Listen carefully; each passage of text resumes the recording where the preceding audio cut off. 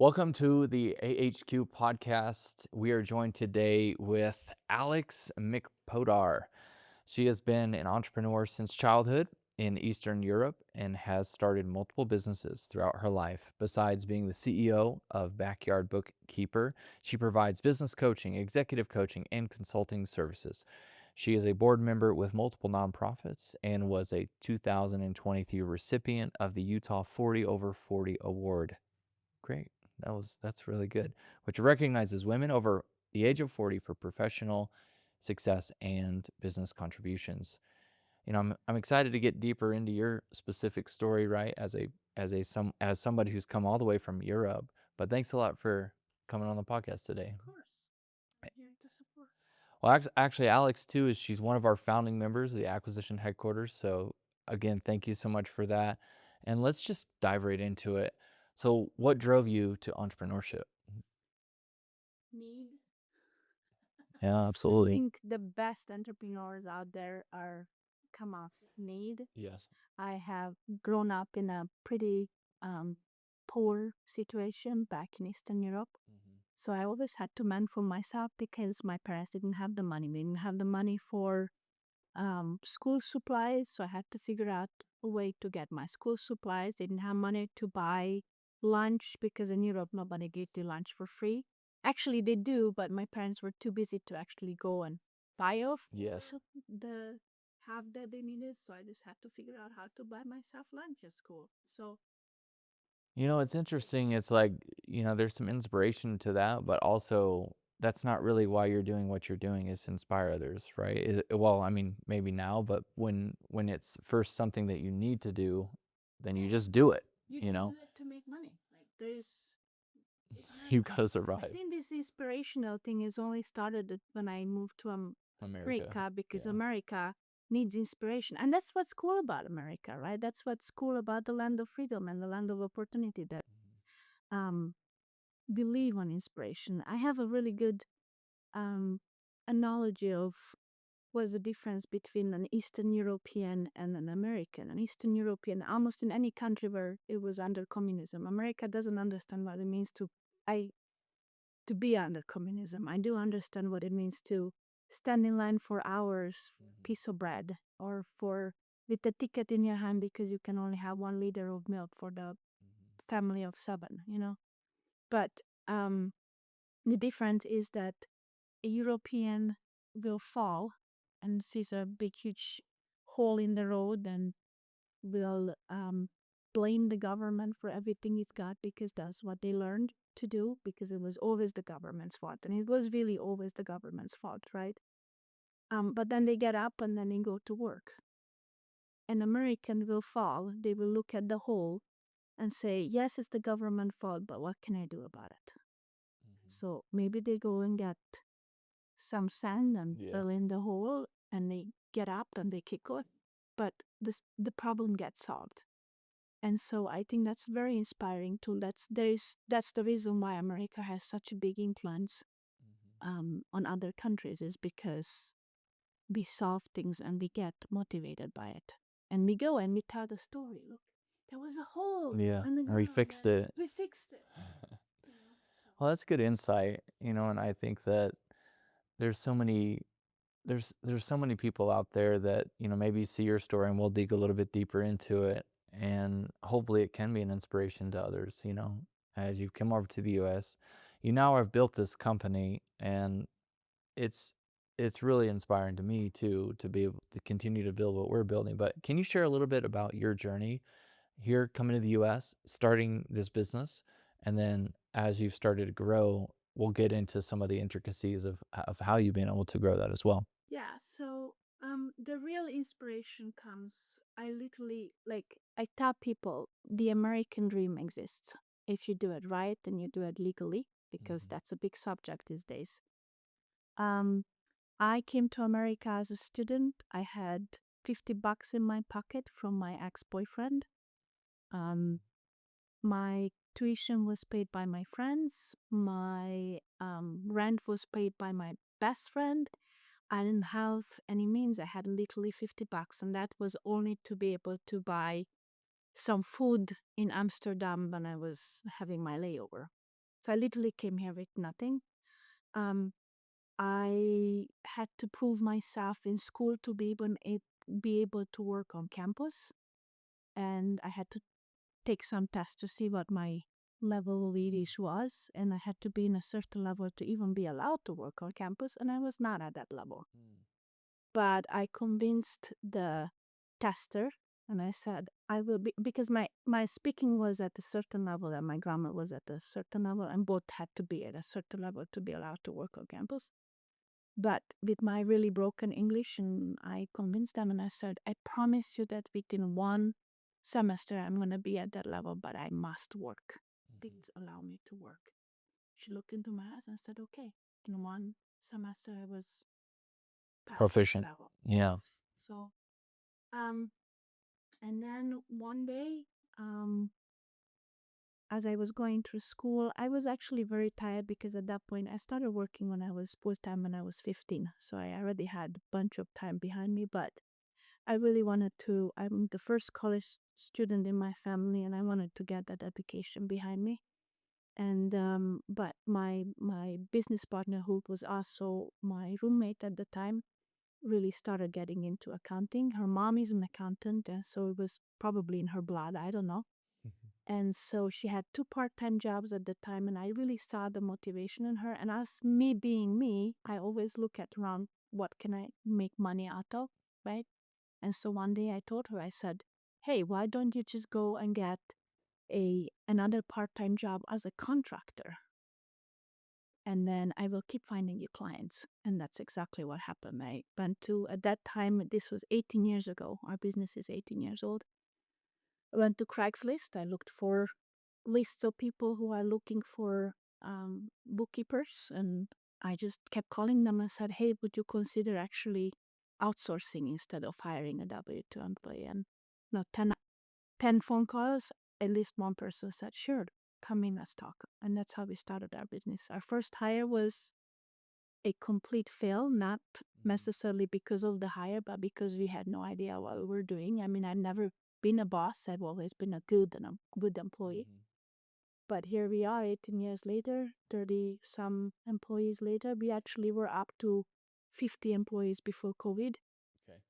But we lost a lot of employees because suddenly they didn't just have to have a job, they had to have the kids, and they had to, they had to be parents first. And in our company, that's the most important thing. You're a parent first, Yeah. and then bookkeeper.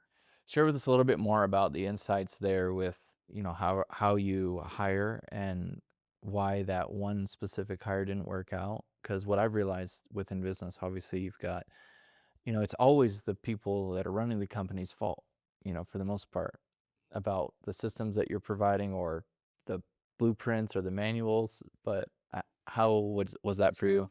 So the first hire, if you don't know what you're doing, you don't know what you're doing. So she she came very prepared, very elegant, very professional, and we basically hired her On the spot. on the spot I on love those it. basis because she was dressed accordingly. She had the perfect resume. She fit our budget, and so she was perfect.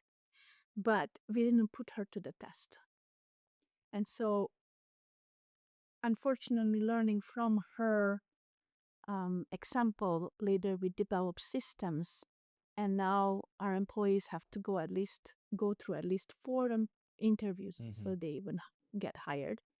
They go through vigorous testing, and every single person who's interviewing them are looking for different aspects. Okay. So somebody's looking to, are they technical enough? Because working from More of the home, technical interview. yes, working from home, they need to understand how computer works.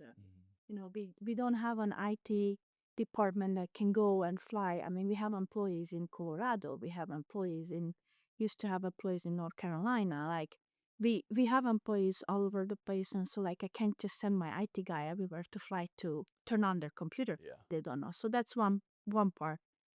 But the other thing is we test them on their accounting knowledge, and we test on, do they like accounting?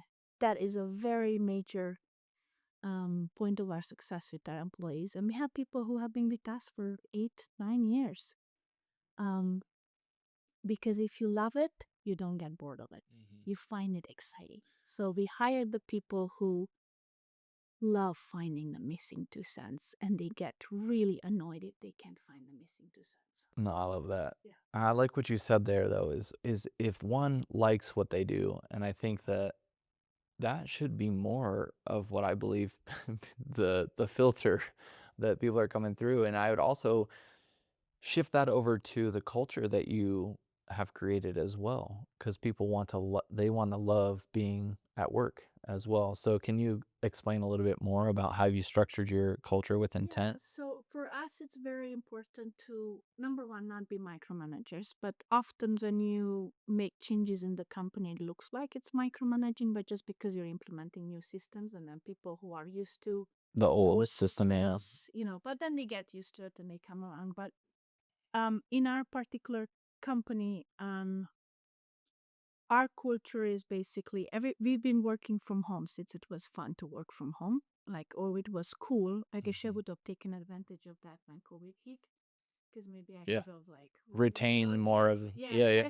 I could have gone out and teach people on how to actually handle people working from home, to make that, convert them. But we've been remote since 2009, Okay. so we figured out the systems on how to deal with remote employees and how to keep them accountable. But our culture in particular, we have small teams, and the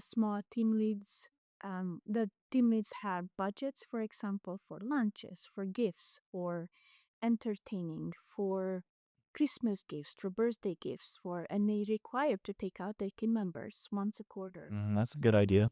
right? Um, some people have book clubs in their meetings. Like, we don't have a set schedule. You can work whenever you want As to long as the work, project gets done, yeah. or as the client is happy. Most of our clients, I always tell people, there are no bookkeeping emergencies. Most of the clients, what they really want is just acknowledgement that you heard them. So true. like, if they write something like, I need this report, that doesn't mean that they need it right now. Don't drop everything. They just need an acknowledgement. I saw your email. I'm going to get on it. You get it within 24 hours. Communication. Yeah. Communication. So, our bookkeepers, that's also part of our culture. Our bookkeepers have that kind of relationship with the clients. Um, they're not independent bookkeepers. They're all W-2 employees, but yet they have a relationship with the client. They have that one-on-one relationship with the client. It sometimes comes and bites us, because if the bookkeeper has to leave, then the client feels like they have to retrain somebody. But we're working very hard on figuring out systems where the client won't even steal it. That's good. Since the teams themselves talk about that client. And so the teams themselves, if somebody goes on a maternity leave, everybody else can handle it till that person comes back from maternity leave and takes back the client. Yeah, I would wonder, or I'd be curious as to what your future is looking like here within the company. Are you, obviously there's organic growth and then there's the potential acquisition of another company. Have you gone down that route yet as So an entrepreneur? we haven't yet. That's the plan this year. That's good. Um, what has happened during our growth? We have for many, many years focused only and solely on bookkeeping. With AI coming, a lot of the smaller data entry levels are going to be eventually be replaced AI. So we have focused the past couple of years of really training our people to not be that base level anymore. That's good. So most of our people, I would say that 98% of our people are actually controller level, and more of and going up to CFO level. We're gonna be focusing a lot on offering bigger services. That's good. One of the key component is we never went into taxes, but this is the year where me and my business partner are considering a couple of tax firms and a couple of partnerships. That's We good. can offer that and actually become a one. Now, going back to growth, right? Um, we have been growing slowly, but intentionally, because we never want to promise something that we cannot fulfill. And sometimes when you grow too fast, what happens is your culture is getting impacted, your work is getting impacted, and yeah, you have money in the bank, but you might lose people, you might lose clients. So Mhm. that money and that stress of always replacing the money and replacing the client retention to us is way more important than how much money we have in the bank, right? Mhm. And so we never added taxes to the as a service or they afford, because we didn't feel like we had the right people at the right time. But the past couple of years, we have trained our people. We have went from having one full-time employee to now having 9 full-time Mhm. employees. Actually, probably more. These are salaried Yeah. employees in my mind. But they have plenty of bookkeepers who I do like what you said there as far as not, because everyone speaks about growth, right? We all want to grow. Everyone's talking 10x, which is completely fine. But I feel like, and even with the invention of AI, it's just further, you know, just expediting everything. You know what I mean? But the fact is how are we going to be able to maintain the growth that we've just created with our artificial intelligence? the You know what I mean? Yeah, the thing is, I think artificial intelligence is going to be a huge tool if you know how to use it right. Absolutely. If you're just basing your whole entire business on that artificial intelligence is going to come in and fix my problems, it's just not going to happen. Mhm. And then you're just going to fail. I've seen so many businesses fail because they don't have the right systems. What type of systems are you seeing right now within technology in the finance space? And I think this would be really obviously helpful for the audience as well. But, obviously, what are you seeing as far as the advancements and then also some of the tools that you have implemented that have made your life easier and then also maybe those out there as well? So, we have a lot of systems that we use. In fact, I think we have multiple softwares that could be easily um, be replaced with more AI automations. Um, I see that there is scarcity going around, that my job or my people's job is going to be in jeopardy. I don't think that's even remotely close, because I believe that more and more people want that one-on-one. Yep.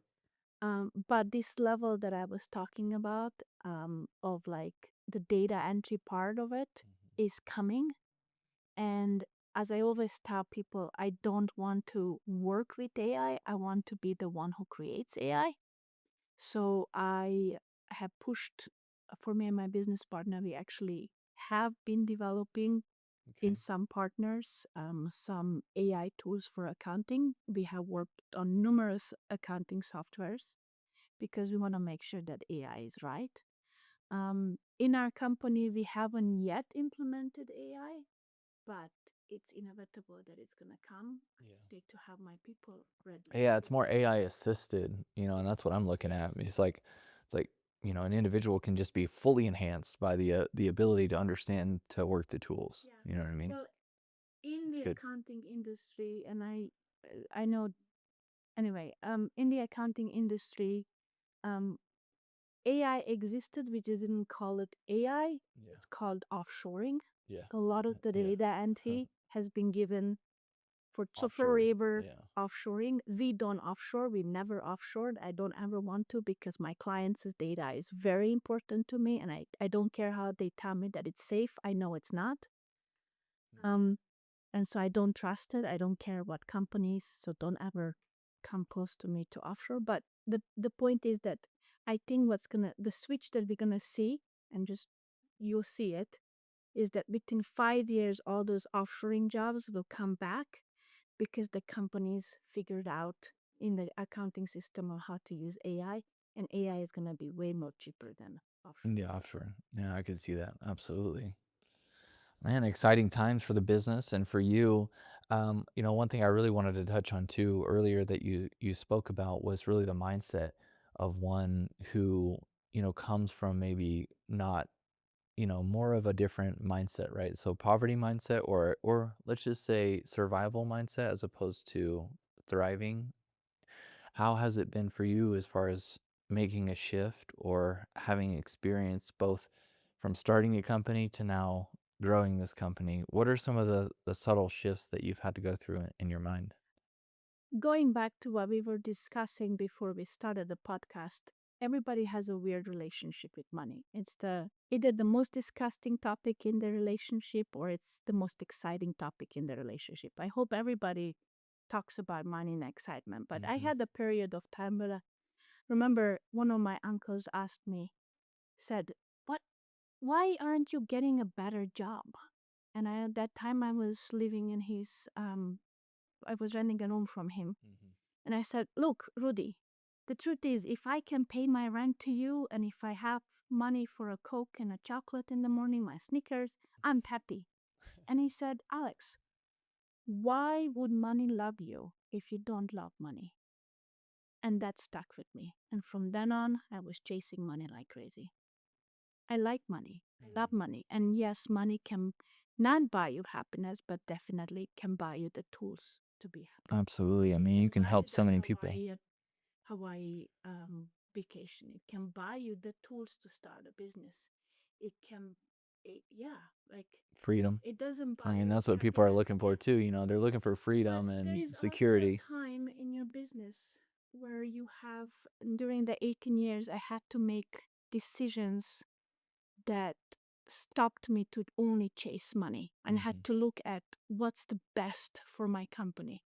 Just recently, um, for the first time ever, we actually very seriously considered merging with another company. And it was exciting. I Hmm. was very excited because it would have given great opportunities for my people to become those controllers, to become those CFOs. The offer was great. And then private equity came in and they took a piece of that company. And that broke my heart because then suddenly my company didn't become an asset, it became a client list. Hmm. And even though the offer was amazing, it was the best offer ever, I said, no, thank you. So you have to learn to chase money while you also decide what color money you like. And not all color money Yeah, will it's be so good. true. Yeah, not all money is the same, that's for sure. If there are you know, I love if it's private tied to equity. something, Don't yeah. misunderstand. I think private equity is great for if you have in mind not growing a company and I I think it's great if Hmm. you're just an entrepreneur. I think there is a difference between being an entrepreneur and being a business owner. A business owner is somebody who wants to grow a company and see it leave Yep. without their involvement. An entrepreneur wants to buy businesses and then sell the And then business and grow. responsible. Yeah. Yeah. So I am Well, more that's good. Well, I would say, based on everything we've took in here, I mean, the journey of an entrepreneur coming from overseas, growing this company to, 30 plus employees. Again, I just want to commend you for everything that you've been through, for the mindset that you've had to have throughout the entire process, to all of the ups and downs that you've probably faced. I would ask though, before we, end out, is what is one word of advice to probably one of the most maybe the biggest word of advice to those out there that are running companies right now, and what would you say to them to continue the growth or just to get over the hurdles that they've experienced? What would you like to say to them? if you need to scale, make sure you have the systems for it. If you need to downscale, make sure you have the systems for it. And don't downscale because don't fire your people because you think that's the downscaling. Look at Mm. your systems. What else can you downscale before you fire your people? So people are most important. Understanding your systems of both, whether you need to get rid of something or place in the systems that would need to meet the growth that you're looking for. Very wise. Well, thank you so much. And how do we, as a community, how can we support you, as well as how do we look you up, and where should we, or how do we get a hold of you? I'm on LinkedIn. Just search for my name. There is nobody else with that last name. It's just me. um, and my company is backyardbookkeeper.com. we're going through a rebranding at currently, so it might change the name. It may or may not be something else, but Backyard Bookkeeper will be always found. Yeah, I'm available to anybody who needs a little bit of butt kicking. I'm really good at butt kicking. Well, that's one thing I've appreciated with you is, you always ask, me whenever we interact, like, hey, how are you doing? What are your metrics? Like, are you making money? Are you not? And I think that I fully respect that because I think that more people should have that approach, honestly, because it does move the needle forward in life. And if people are struggling or not necessarily struggling, they're just trying to figure it out, you got to have accountability, you know. Yeah, well, there's one more So, thing I want to say is a lot of people are getting laid off now from corporations because of AI and other strategic moves. If you've been laid out and you're not out there not working, um, if you think you have friends, but within 3 months you don't find a job, you don't have friends. So get out there, that's good. join Yeah. acquisition HQ. HQ. Thank you for that part I missed. Acquisition HQ and make friends. Yeah, I mean, that's what we found with our network. Shoot, I mean, it's been, for the events that we've hosted, to obviously you being a founding member, to, we're growing as an organization as well. And just like what you said, we're figuring things out. We're creating standard operating procedures. We're expanding across multiple cities and states. We have this conference. I mean, it's a lot to handle, but at the end of the day, it does create a lot of synergies amongst people. It solves a lot of problems, and really, that's what we're trying to do as And this well. is the right So. way to do it. Do it slowly but surely. I mean, look at you. The right people. 2 years ago when we met, or 3 years ago when we met for the first time, you were at the mill Yep. in the podcast room, and now look at where you are. That Exactly. is what tenaciousness, I think that's the Tena word. Yeah, yeah. Tenaciousness is. Like, just keep going. The So tenacity. don't give up. You lose your job, get up, and you'll find a job Yeah. if you really want to. Well, guys, hopefully you've derived some form of inspiration, motivation, as well as some knowledge here from Alex.